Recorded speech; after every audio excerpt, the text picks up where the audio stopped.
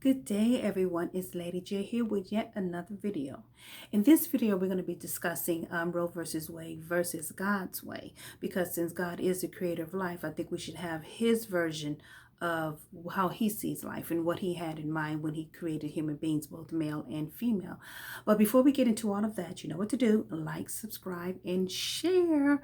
Okay, so first of all, some of the things I wanted to mention before we go into anything. First of all, I wanted to repent. I wanted to ask God to forgive this nation for us turning a blind eye to the carnage that we've allowed to happen for well over 50 years or plus of the slaughter of human life.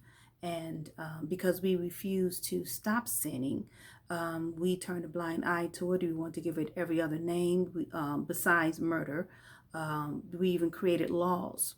So that's one of the things that I wanted to speak about. I want to speak about some of the forces that are against procreation. I also want to speak of the changing of the terms that also allowed us to be brainwashed into believing it's okay.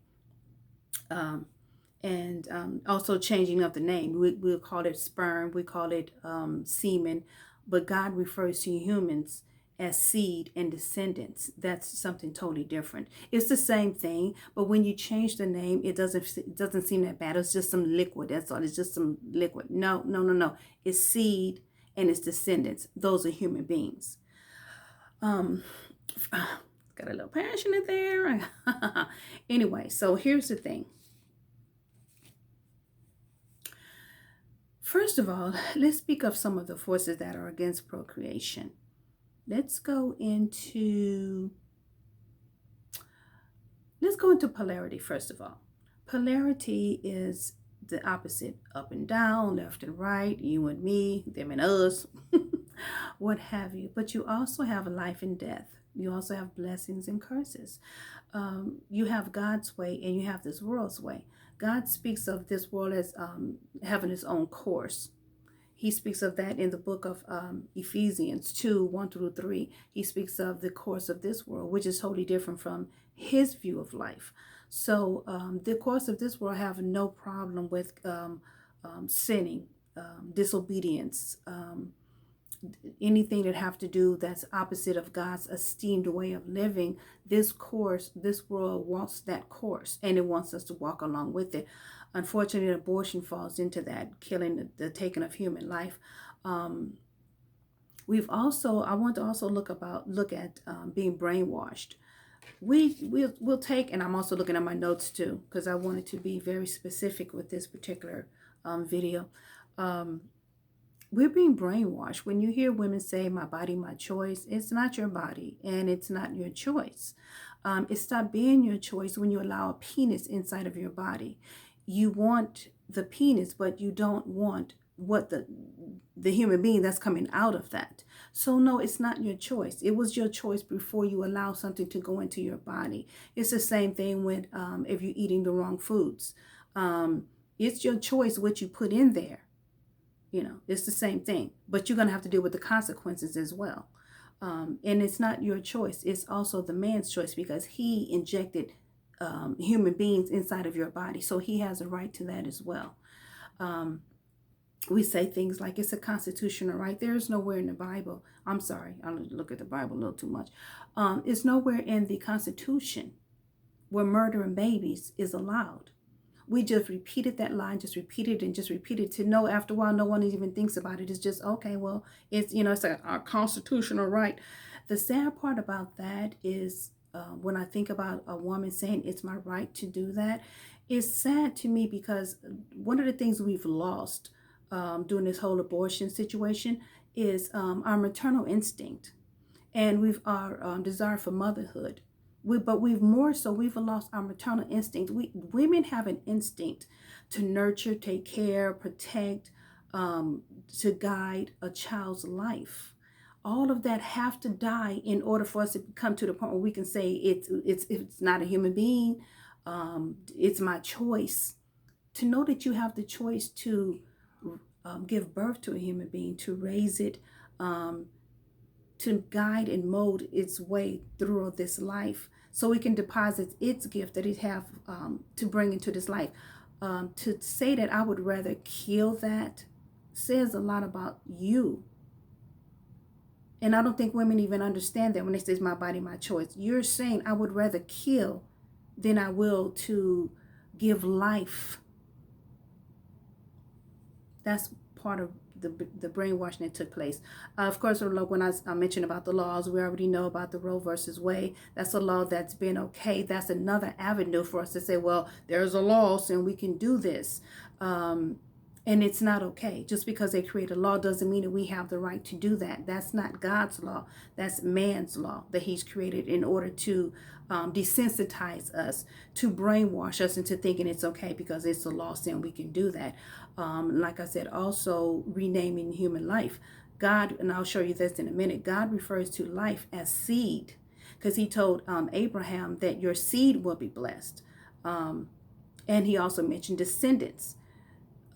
As well. So God sees human life as that seed. We try to say, well, it's not a baby until it comes out or whatever, but no, it's that seed that's in that man that God says is a human being. So that cancels out the whole it's not a baby, lie. Because that's one of the reasons you have to understand. That's another one of the reasons why we have to disregard the Bible. Because if you disregard the Bible, then we can create any kind of sins, any kind of laws. We can make everything unholy legal. We can make it okay to do it. We can desensitize ourselves into making these things okay to do. That's one of the reasons why the Bible's never really pushed. That's why it's shunned, because it's the answers for life, and we don't want to deal with that type of thing. So let's take a look right here. I want to speak of right here, God's view of life. In Deuteronomy 30:19, it says, I call heaven and earth as witness today against you, that I have set before you life and death, blessing and cursings. Therefore choose life, that you and your descendants may live. So God is speaking right here.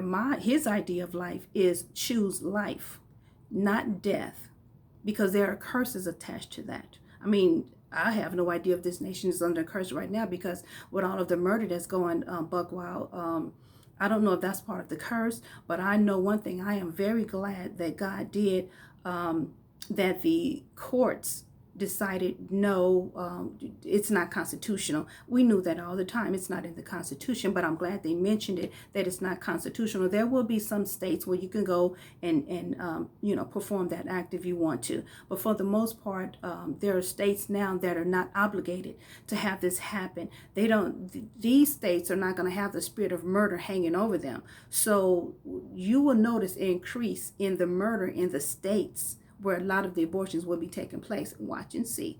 And then you'll see those nations, those states that have chosen not to allow it in their states, it won't be as many murders, because we don't even understand their spirits in control of things. So if it hovers over your city, your state, your nation, your region, that's what's going to take place.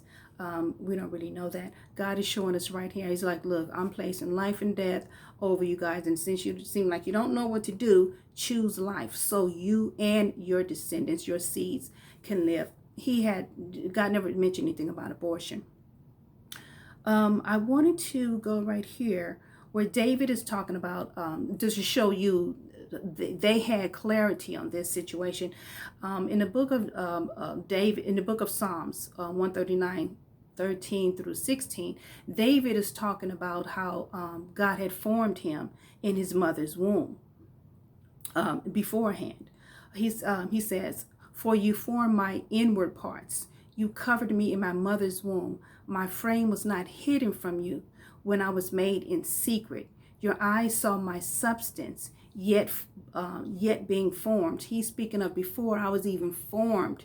You saw me, you knew me. So we can't say that, a baby is not a baby until it's, 6 months, a year, whatever the case you want to put down there.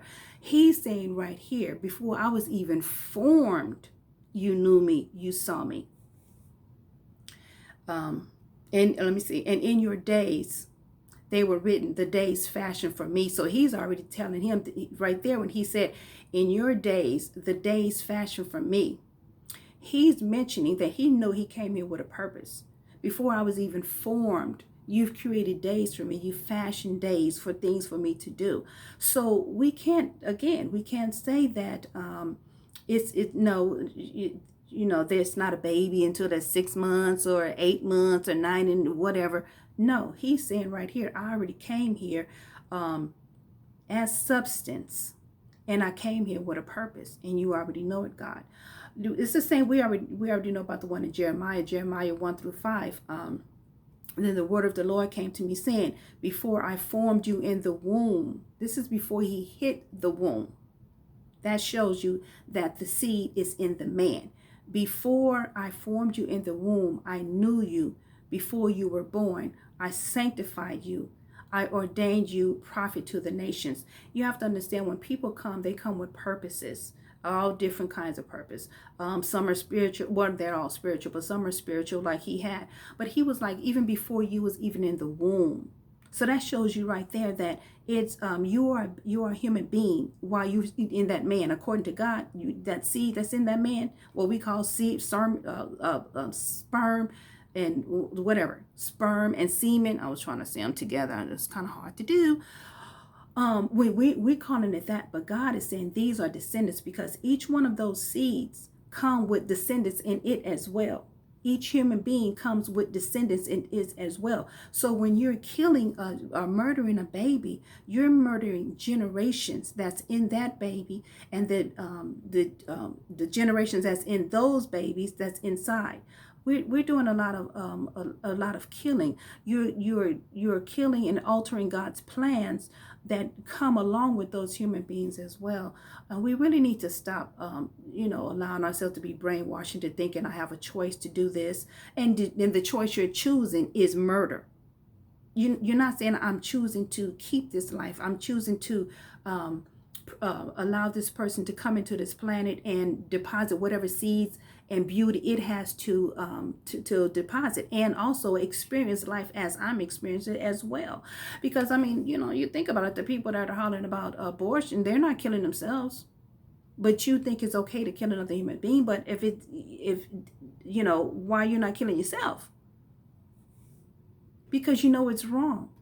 Or I'm already here. Is that the lie you're gonna come on? I'm already here, so yeah, okay, that's fine. Another thing I want to speak about, I wanted to speak about the seed a little bit. God had told Abraham, when he mentioned to Abraham that let's just read it. Genesis 22:17-18. Blessings I will bless you, and multiplying I will multiply you. I will multiply your descendants as the stars of the heaven, and in your seed all of the nations of the earth will be blessed. He's telling Abraham, now this is before Abraham even had any kids, had a child. He's letting him know that your descendants, that means people that are going to be coming out of the seed, the original child that you're going to have, there's going to be people coming out of those and coming out of those and coming out of those. So he's showing right there that seed, once again, before it was even in Sarah's womb, before it even hit her womb, he had already told him it's going to be your seed. He didn't say the woman. He said your seed. That shows right there that God holds the man even more so responsibility, because he said your seed. So it's the man's responsibility to pay attention to what he does with his seed as well. But society is like, oh, you're a man, go out there, so you're old to do your thing. You're a man, wrong. All of that. But God doesn't. He doesn't approve of that, because your seed is so precious to him. Because it's through that seed that other people come, that generational blessings come. That's just something to think about. Just really think about that. How God has honored us, human beings, men and women, with the privilege of continuing life. That's an honor. That's an esteemed thing for us to do. And he didn't just only give that responsibility to the woman, like society will make you think, that's the way it is. No, it's the man who's most responsible, because he's the one who's carrying the seed. Without that seed, what the woman can't produce a child if it was not for the seed. So it is equally his responsibilities. I have no idea where we come up with it's a woman's choice. No, it's not a woman. It's her choice to decide who goes up in her. And society will let you know, as many men as you can get up in there, let it happen. Because it's designed that also desensitizes you. Because you want to continue to do commit fornication, even adultery if you're married. You want to continue to do that, but you don't want the responsibility or the consequences of your actions. And that's sad to me, because a human being have to lose its life for that. And I'm not judging anyone. I'm not judging anyone, because we're all women, and chances are we probably all have had that before. Some even more so than others, because like I said, we come into a world that's already on its course. And when you come into this world, abortion is already normal. Get a boyfriend, a man, whatever it is, and start having sex with it and any other body. And if you get pregnant, then go and get rid of it. That's the course of this world. And then when we come to Christ, when we come to God, and we allow ourselves to be clean by the word and understanding life from his perspective, then we change our view on that. Some of us do, most people don't, but you kind of change your view, because now you're not on that same course anymore. You're following God's way now. So it's a totally different course. You have more respect and more honor for the things of this world and the privileges that he's allowed us to have. I mean, even for a woman to be able to have a child, that's being put up on a pedestal. That's a pedestal, but a lot of us, we want to climb down off the pedestal, and we want to waddle in the mud. We want to play. We want to get dirty. We want to do, I always say, we want equality.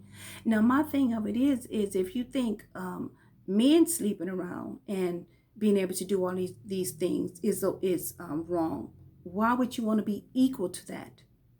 What did you gain from that? What did you gain from sleeping around? Except we have generations after generations after generations of dysfunctional human beings. Because a lot of us, the man is like, okay, I don't have to stick around. Okay, I'm just gonna go do my thing, and I'm just gonna jet out. And we know this, but we're still sticking to that. I'm a feminist, and I should be able to do what I want, and blah blah blah. And these are the consequences that we're having. And I'm so glad that the court, like I said, saw fit, say no more. At this point, no more. I like that, and I was praying for that as well. I've prayed for that for years, and it was a pleasure for me to see that come to pass. Okay, so that's from the man's perspective, the seed. God holds man responsible for what he does with his seed. As a matter of fact, where is that? I wanted to speak of that. Onan, here it is right here. Onan is found in the book of Genesis 38, 8 through 10. Onan was... first of all, you need to understand, God was forming a bloodline. When he was telling Abraham this, he called Abraham to be away from his family and go someplace else where I'm going to show you. But he was forming a whole nother bloodline of people. So his son Jacob had a son. His name was Onan. So Onan did a bad thing, okay? Onan had... I guess back in the day, in those times, if one of the brothers or family members or husband or somebody like that had passed away, then the brother would go into the widowed wife and give her a baby, and it wouldn't be considered to be his. It would be considered to be the brother's who had passed away. So this is the case with Onan. So Onan decided, well, no, I'll go ahead and do I'll do the sex part and I'll do that part, but Onan is like, no, in his mind, it's like, if I, inside of her, that's going to be considered to be, my brother's child, not mine. So Onan, the Bible said he emitted on the ground. We already know what that means. He emitted on the ground. And God said the thing displeased him. So he killed him off. That was actually an abortion. When he released on the ground instead of releasing inside of this woman, that was considered to be an abortion from a male's perspective. So abortion is not just from a female's perspective, it's also from a male's perspective as well. You see that. I mean, you really don't hear, I don't really hear people talk about that, but I was like, it's like, oh my God, this guy committed an abortion. So men, you can't do that. So every time you're doing that, you're pulling out and emitting all over the place or whatever, you are actually killing off seed. You're actually killing off human beings. It's still the same thing, whether a woman does it or whether a man does it. When it comes to God, things are just precise. God is very precise about things. He's precise about life. You know, it's not frivolous to him. I didn't just create this for you to just go out and enjoy and then get rid of the evidence and the consequences. No, I am creating bloodlines. I'm bringing and a lot of things that we need through other human beings, he's bringing them through other human beings, and we're killing them all before they even get here. So I just want to bring that point up, that even a man can commit abortion because the seed went someplace else except inside of the actual womb where it's supposed to be, you know, where it's supposed to cook, so to speak. I wanted to make mention too, let me see if I can find it on here. That was from the male's perspective. Okay, so men, be more mindful. Raise your standards. Understand that God has created you and created within you the ability to keep humanity going. So he didn't just create you for you to just go sleep with any of your body. You know, I'm a man, we got needs. And self-control, exercise self-control, and honor your body. Honor your body. Find that person that you know is going to be a good mother to your child. If you're talking to a woman and she's, I don't believe in, and she's a boy, get rid of it and keep going. Keep it pushing. Because any woman who thinks it's okay now, like I said, I'm not down on anybody, because I'm not down on anyone, but I'm just saying, be more selective when you're deciding that you want to marry and you want to really have children. Okay, then that should be one of the things, one of the questions. Well, what do you think about abortion? I think I should, I can, is my body my okay? Thank you. It was nice meeting you. Gotta go. That should be your first thought, because all you're doing at this point is just setting yourself up for all kind of famines and situations that happen, because you're dealing with someone who do not value life. So your life is not that valued either, nor is hers. In her view of life. That's something you need to look at. Let's talk about the womb. We already talked about the seed and the responsibility of the man to protect his seed, because he's creating bloodlines. But let's talk about the womb. I thought this was very beautiful. God protects the womb. When Sarah, this is in the book of Genesis, Genesis 16, verse 2. Sarah and Abraham was that was the beginning of the bloodline. The Bible had mentioned that Sarah was like this really, really beautiful woman. I mean, beautiful. That Abraham was so afraid that if they went to different locations, you have to tell them you're my sister, because if you don't, they might kill me. So I mean, she had to be drop dead gorgeous. And from what I calculate, she was about 65 at that time. I mean, talk about eating your veggies. I'm just saying, eat your veggies, lady, okay? So, me too. So, yeah, so anyway, when they're going to this nation, and it's called Jahar, and Abimelech was the king over that nation. Well, anyway, some of the guys saw Sarah, and they took her, okay, we're going to take her to Abimelech. Fortunately, he didn't sleep with her, but God, it came to him in a dream, and came to him while he was dreaming. And God said to him, you know what? You're a dead man. That's what God said right here. It's in Genesis 20, verse 2, I have 3, all the way down to 17 and 18. But anyway, he's telling him that you're a dead man. He was like, the woman that you have, that's another man's wife. And you're going to have to return her to him, or I'm going to, kill off your whole family, everybody. So what had happened is God had caused the women in Abimelech's family, the servants and the maid servants and everybody else, he had made them barren. So that was a curse that was already on, them, because he went through those extremes to make sure that man didn't sleep with her. And Abimelech, that he had mentioned, he said, well, I didn't touch her. He said, yeah, because I made sure you didn't. So God is letting him know, I protected her because I'll need her womb for Abraham, not for anybody else, because it has to be a pure bloodline. And see, like I said, Onan was from that bloodline, and he admitted. So you killed off a generation. You killed in the gods. You done killed off a generation and descendants. So you had to go. But getting back to Sarah and Abimelech. So Abimelech did return her, to her husband. But the thing I love, and I wanted to specify to women, look how valuable our womb is.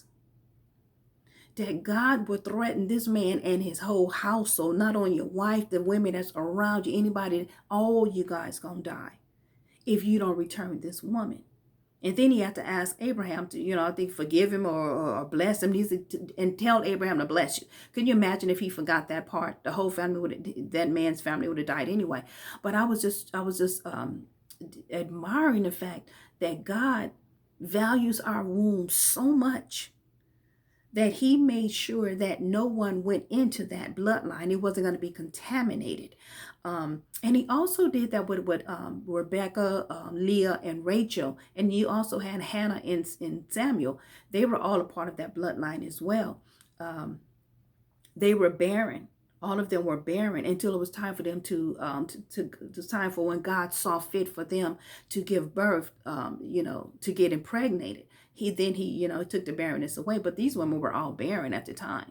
So, but I love that. And can you imagine, when you look at society is saying, oh, go out there, give it away, give your womb, sleep with anybody, have it as much sex as you want, and it's your body, your choice, and all these other type of things. You can go ahead and get rid of. It's just really telling us to defile ourselves, to dishonor our bodies, dishonor ourselves, dishonor life. When God is looking at protect that womb, we're sitting up here just giving it away to whoever, whether they want it or not, just here, give it away. That's the course of this world. The course of this world is totally different from the course of God's world. God's word is about life and family and generations. That's what he's about, to keep life going and going and going and going. And we get here at the tail end of life, and then we start, we want to change the rules. We want to make rules. We want to make laws where we can go and we can do all of these things. And we're damaging ourselves. We are demeaning ourselves as women. We are dishonoring our bodies, dishonoring our gods, disrespecting our gods. A lot of times we're having children we really don't want. You wanted the man or whatever, so the child is being raised. If it make it out the womb, it's being raised. But that's a video for another time. But I just really wanted to share that. I wanted to share that little bit. This girl right here, I want to talk about death a little bit. In Genesis 20:13, one of the commandments, it says that thou shalt not murder. That's one of the commandments. We don't really want to talk about that. We don't want to bring that point up in the Bible. Ezekiel 20, 6, 20 and 6, and 23 and 37, it says, do not cause the sun to pass through the fire. So apparently people were killing off their children by, sacrificing their children's life by having them pass through fire. That just goes to show you that God is not for killing up people. He's not for killing up children, whether they're in the womb or whether they came out. These people were killing up their children. These children had already came out the womb. And God says you would not cause your sons to pass through the fire. Last one I want to mention is Matthew 24:12. Where God says in the last days that many hearts will grow cold. And you have to understand, when we sit back and we say things like, my body, my choice, I should better make the choice to do this, it's not a real human being. And when we say things like this, that just shows why our hearts have grown cold. We as women, we show the soft side of God. We show the loving, the compassionate, the empathetic side of God. And the male shows, the more stronger personality traits, personal traits of God as well. But for us, we should be nurturing children. if your maternal instinct is gone, then you should be trying to restore it, because I mean that's one of the beautiful gifts that God has given us as women, to be able to have this ability and this desire, this hunger, this craving. I don't know about anybody else, but for me to hear a child cry, that's like the worst sound in the world to me. It's like the word, it hurts my core. My anybody knows, knows me, knows, yeah, don't do that. Don't make a child cry in my presence. It brings out this like Sarah Pelling to say mama bear, it brings out the mama bear. And all I want to do is just make that baby stop crying. Just what does it need? Does it need a bottle? Is it wet? Is it hot? What can I do to make this baby comfortable? That's a maternal instinct that we have, that God has given us in order to raise this child properly. And this is a beautiful thing. It's a beautiful thing to have that level of responsibility. At least to me it is. But okay, so anyway, I'm gonna cut this short. And it was 30 minutes now, but it's me. What did you expect? Okay, I'm gonna cut this short, but I just really wanted to bring God's way into this whole versus way thing, because it's not just about just what this world is talking about. It's also it's also what God's talking about. So you do have the choice. You're right about that. You have the choice.